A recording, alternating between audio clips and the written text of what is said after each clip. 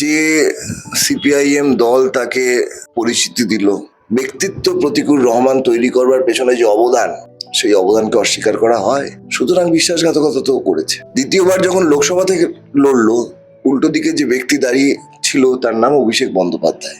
এবার অভিষেক বন্দ্যোপাধ্যায় বিরুদ্ধে লড়ছে দেখে সারা রাজ্যের মিডিয়ার একটা নজর ওর উপরে থাকলো। বাড়িতে তুমি তোমার উপার্জিত টাকা রেখেছো, সেই টাকা চোরে এসে চুরি করে গেল। তোমার ভুল, তুমি তোমার বাড়িতে টাকা রেখেছো, চোরের ভুল, সে চুরি করেছে। চুরির দায় সবসময় চোরের। আসন্ন বিধানসভা নির্বাচন এবং সেই নির্বাচনের আগে দলবদল খুব একটা অস্বাভাবিক নয়, কিন্তু সেই দলবদল যদি হয় সিপিএম ঘরানা থেকে তাহলে তো প্রশ্ন হবেই, কারণ প্রশ্ন উঠবে, কারণ সিপিএম এর আদর্শ রয়েছে এবং ছাত্র নেতারা যারা যারা রাজনীতি করে তারা হচ্ছে একদম তাদেরকে বিভিন্ন রকম ভাবে তাদেরকে প্রশিক্ষণের মাধ্যমে তাদের বিভিন্ন রকমের আদর্শ মেনে তারা কিন্তু ধারাবাহিকভাবে রাজনীতি করেন। তবে তাদের দলবদল সবসময় কিন্তু আর পাঁচটা দলবদলের থেকে আলাদা হয়। তবে ইতিমধ্যে যে দলবদল হয়েছে এবং সেই দলবদল নিয়ে রাজ্য রাজনীতি কার্যত তোলপাড়। প্রতীকুর রহমান তাকে দলবদল করার পর থেকে কার্যত বিভিন্ন ভাষায় তাকে কিন্তু আক্রমণ হতে হচ্ছে। কখনো বা বলছে তিনি গদ্দার। সত্যি কি গদ্দার? কি বলছেন বাকিরা? তাহলে সত্যি কি প্রতীকুর রহমান গদ্দার? বিশ্বাসঘাতক তো বটেই। যে সিপিআইএম দল তাকে পরিচিতি দিল, খ্যাতি দিল, সারা রাজ্যের মানুষের কাছে তাকে উপস্থিত করলো, সেই দল যখন সে ছাড়ে তখন তো সেই দলের ব্যক্তি প্রতিকূল রহমানকে রাজনৈতিক ব্যক্তিত্ব প্রতিকূল রহমান তৈরি করবার পেছনে যে অবদান, সেই অবদানকে অস্বীকার করা হয়। সুতরাং বিশ্বাসঘাতকতা তো করেছে। আর কি পাওয়ার রয়েছে দল থেকে? একজন গ্রামের ছেলে, সে রাজনীতি করে দলে একটা পদ পেয়েছে। সে আর পাঁচটা রাজনৈতিক দলের মতন খুব ইংরেজি বাংলা মিলে কথা বলে না। সে যুবনেতা হিসেবে বিভিন্ন রকম ভাবে সে সভা সমিতি করে এবং লড়াই করে সে রাজনীতি করেছে এবং যে পদটা পেয়েছে, তা দল আর তাকে কি পদ দিয়ে বা কিভাবে সমৃদ্ধ আর করবে? মানে সে তো যা পেয়েছে যথেষ্ট পেয়েছে। এবার তো সেই কারণে কি দল বদল? 34 বছর বয়সে ডায়মন্ড হারবার বিধানসভা কেন্দ্র থেকে একবার লড়লো, ডায়মন্ড হারবার লোকসভা কেন্দ্র থেকে একবার লড়লো। দ্বিতীয়বার যখন লোকসভা থেকে লড়লো, উল্টো দিকে যে ব্যক্তি দাঁড়িয়ে ছিল তার নাম অভিষেক বন্দ্যোপাধ্যায়। এবার অভিষেক বন্দ্যোপাধ্যায় বিরুদ্ধে লড়ছে দেখে সারা রাজ্যের মিডিয়ার একটা নজর ওর উপরে থাকলো। সারা পশ্চিমবাংলার মানুষ ওকে চিনলো যে একে প্রতিকূল। কার বিরুদ্ধে লড়ছে? না, মমতা বন্দ্যোপাধ্যায়ের ভাইপোর বিরুদ্ধে লড়ছে। তো এইটা পরিচিতি। আর রাজনৈতিকভাবে আমাদের পার্টির রাজ্য কমিটির সদস্য ছিল। আর কি হয় 34 বছর বয়সে? পার্টির রাজ্য কমিটির সদস্য হয়েছে, লোকসভায় লড়েছে, বিধানসভায় লড়েছে, এসএফআই এর মতন একটা সংগঠনের দুবারের রাজ্যের সভাপতি ছিল। এটা কি দলের ভুল ছিল এই সিদ্ধান্ত? না, দলের কেন ভুল হবে? তাকে এতটা ক্ষমতা দিয়ে দেওয়া বা এতটা লাইমলাইটে নিয়ে আসা? না, বাড়িতে তুমি তোমার উপার্জিত টাকা রেখেছো, সেই টাকা চোরে এসে চুরি করে গেল। তোমার ভুল, তুমি তোমার বাড়িতে টাকা রেখেছো, চোরের ভুল, সে চুরি করেছে। তোমার বাড়ি, তোমার উপার্জিত টাকা রেখেছো, এবার চোরে চুরি করলো, তাতে যদি বলে যে তোমার ভুল, এটা তো হয় না। চুরির দায় সবসময় চোরের, গৃহস্থের নয়। শাসক দলের এই যে প্রতীকুর রহমানকে দলে নেওয়া, তার পেছনে কি কোনো রাজনৈতিক অভিসন্ধি? মানে রাজনৈতিক অভিসন্ধি মানে আমি যেটা জানতে চাইছি, তৃণমূলের অন্তরে যে নেতারা রয়েছে, যারা মুসলিম নেতা বা সংখ্যালঘু নেতা, তাদের খুব একটা সাধারণ মানুষ খুব একটা ভাবে তাদেরকে স্বচ্ছ মনে করে না, কারণ বিভিন্ন রকম দুর্নীতির সঙ্গে যুক্ত। প্রতীকুর রহমান স্বচ্ছ ভাবমূর্তি, ছাত্র নেতা এবং এখনো পর্যন্ত দুর্নীতি তাকে কখনো ছুঁতেও পারেনি। সেইটা কি মানে বাড়তি পাওনা বলেই কি এত সুন্দর ঘটা করে তাকে দলে নেওয়া? এর দুটো জিনিস আছে। একটা হচ্ছে আমাদের পার্টি ভেবে চিনতে একটা কম বয়সীদের ব্যাচকে মানুষের সামনে উপস্থিত করছে।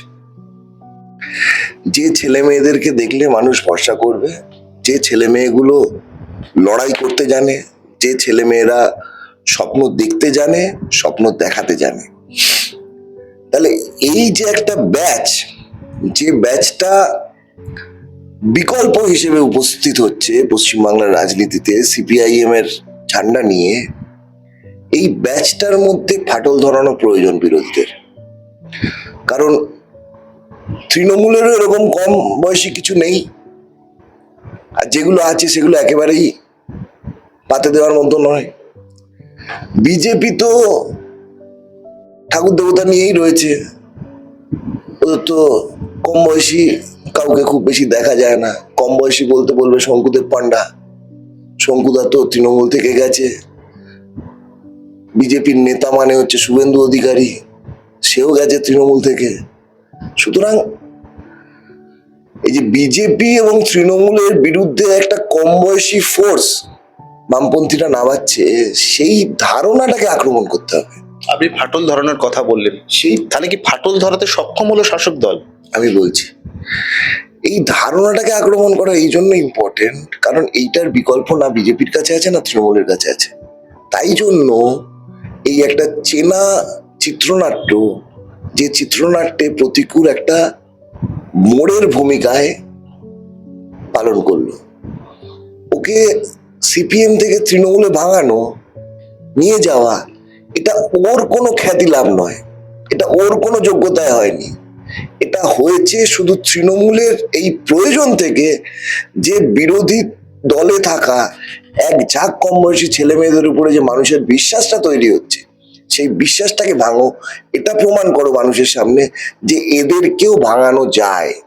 তাহলে আপনি যে দলের প্রতি যে ক্ষোভ, দলের রাজ্য সম্পাদকের প্রতি যে ক্ষোভ, তাহলে সেগুলো কি অস্বীকার করছে? মানে সেগুলো কি যুক্তি নয়, বা সেগুলো কি তার কারণ হিসেবে নয় বলে মনে করছে? দলে থেকে যদি দলের ভেতরে বলতো শোনা হতো।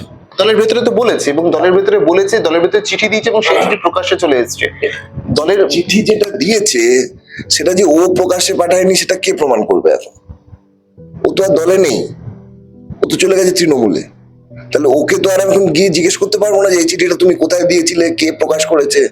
যে গ্রুপটায় দিয়েছে সেখানে 80 জন আছে, সে 80 জনের মধ্যে যে ও সেই চিঠিটা প্রকাশ করেনি, এটা কে গ্যারান্টি দেবে? আমি তো বিশ্বাস করবো যে ওই করেছে, কারণ ওই 80 জনের মধ্যে একজন ও যে তৃণমূলে গেছে, বাকি 79 জন এখনো সিপিএমই আছে। 80টা আক্ষরিক বললাম, 80 হতে পারে, সেটা 82 হতে পারে, কিন্তু ওই এক ব্যক্তি যে তৃণমূলে গেছে। তাহলে ও যে তৃণমূলে যাওয়ার আগে এই বিশৃঙ্খলাটা করবে বলে চিঠিটা ফাঁস করে দিয়ে যায়নি, এটা কে গ্যারান্টি নেবে? বিশ্বাসঘাতকতা তো ও করেছে। বলা হচ্ছে দলের অন্দরে থেকে দলের বিরুদ্ধে মুখ খোলা এটা চারটিখানি কথা নয়, এবং একসময় তাকে বাঘের বাচ্চা বলা হচ্ছে। এখন যারা তাকে বাঘের বাচ্চা বলতে, এখন তারাই তার যদি দলের বিরুদ্ধে, দলের পক্ষে ব্যাটিং করছে, মানে এটা তো প্রতিকূল আপনাদের কথাই নাকি বলেছে, যেটা আপনারা বলতে পারতেন না। আমাদের পার্টিতে আভ্যন্তরীণ গণতন্ত্রের যে পরিকাঠামো রয়েছে, সেটা ভারতবর্ষের কোনো রাজনৈতিক দলে নেই। এই যে ধরুন আমি পার্টির সদস্য, এই পার্টির সদস্য আমি চিরকালীন জন্য হই না, এটা কোনো চিরকালীন ব্যাপার নয় যে একবার হলাম, যতদিন বেঁচে আছি ততদিন পার্টির সদস্য থাকবো, তা নয়।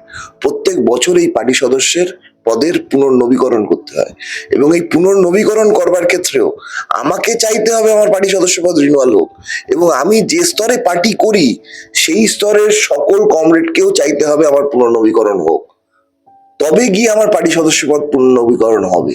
তাহলে এটা একটা বোথ ওয়ে প্রসেস। এইরকম গণতন্ত্র রয়েছে আমাদের পার্টির মধ্যে। সুতরাং ও একটা কথা বলছে, সেটা শুনছে না, এটা আমি বিশ্বাস করি না। এটা আমি বিশ্বাস করতাম যদি সেই কথাগুলো বাজারে গিয়ে না বলতো। দলে এত নেতা রয়েছে, রাজ্য সম্পাদক মোহাম্মদ সেলিমকে সরাসরি নাম করে আক্রমণ বিভিন্ন ভাষায় বলছে, এবং মোহাম্মদ সেলিমকে রাজ্য সম্পাদক করা রাজনৈতিক ভুল, ইতিহাস সাক্ষী থাকবে। না তো মোহাম্মদ সেলিমকে রাজ্য সম্পাদক করা হবে না তো কি ওকে করা হবে? কাকে করা হবে? ও হবে রাজ্য সম্পাদক, ও ঠিক করবে কে রাজ্য সম্পাদক হবে কি হবে না। আমাদের পার্টিতে এরকম চলে না, এরকম খেউর রে আমাদের পার্টি অভ্যস্ত নয়। এগুলো তৃণমূলের বুথ লেভেলে, জেলা লেভেলে এসব হয়, যে অমুকে জেলা সভাপতি হলো, তমুকে রেগে গেল, তমুকে হলো, সে রেগে গেল, সে টিভিতে বলে দিল। এসব কালচার আমাদের পার্টিতে নেই। মানুষকে কিভাবে বলবেন? মানুষ তো আপনাদের ভরসা করে, কিন্তু যে মানুষগুলো প্রতিকূলকে নির্বাচিত করার জন্য যারা লড়লো, আজকে তাদেরকে সরিয়ে সে একটা অন্য দলে চলে গেল, পরবর্তী সেই সিটে তো আবার কেউ না কেউ লড়বে, সেই মানুষগুলোকে আপনারা কি বোঝাবে? প্রতিকূলকে ফেস করতে হবে সেই মানুষগুলো, আমাদের কেন ফেস করতে হবে?